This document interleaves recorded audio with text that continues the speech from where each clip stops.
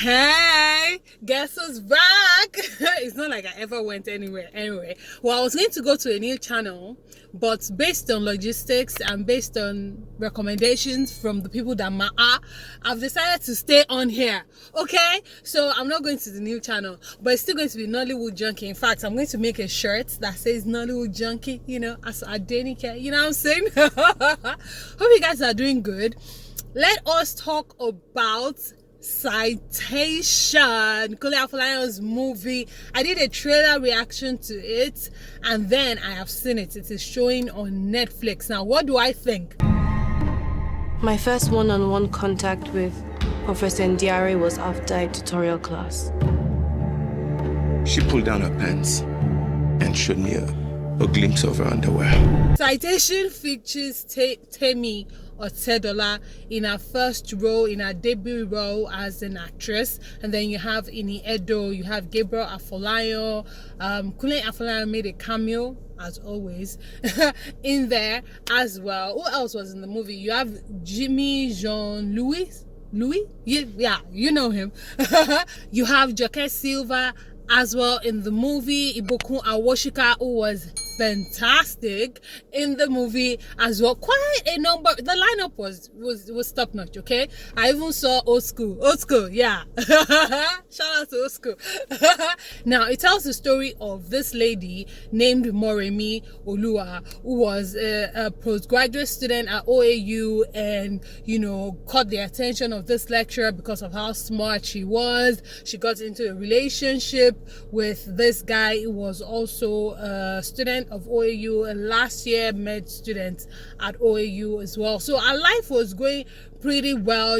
She was a good girl up until certain things started happening based on some naive decisions that she made, and those decisions led to a situation she did not want to be in any way. It was a terrible situation to be in, and the movie just kind of took off from there. It was about trying to hold this person accountable for their actions. Okay, I'm trying so hard not to give you guys spoilers for those who haven't seen it.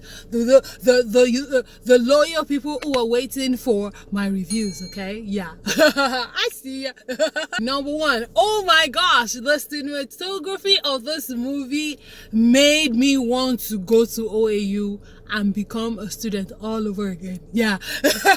It made me wish I attended OAU. That's how delicious the cinematography of this movie was. It looked so I was eating up. I also like the casting. Of course, you have top-notch actors and actresses. I have a crush on Gabriel Afolayan. You know, right? Gabriel Afolayan can have chemistry with a goat, a chicken.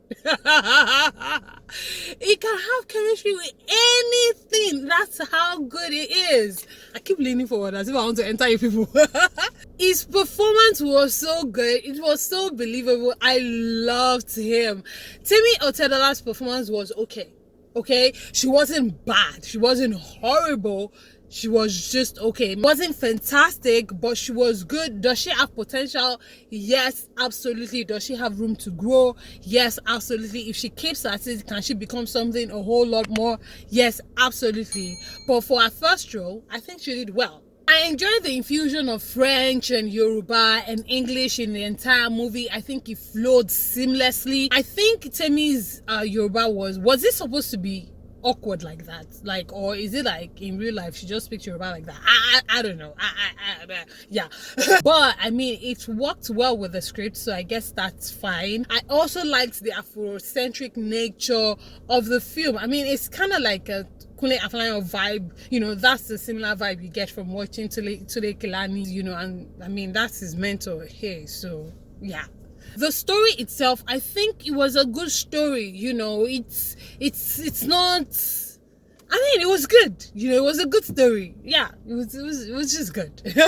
Now, what were some reservations that I had? Number one would be the storytelling. There was a few back and forth with how the story was told. We're going from the present to the past, from the present to the past. I think, isn't that called reverse reverse storytelling, something. Do you get?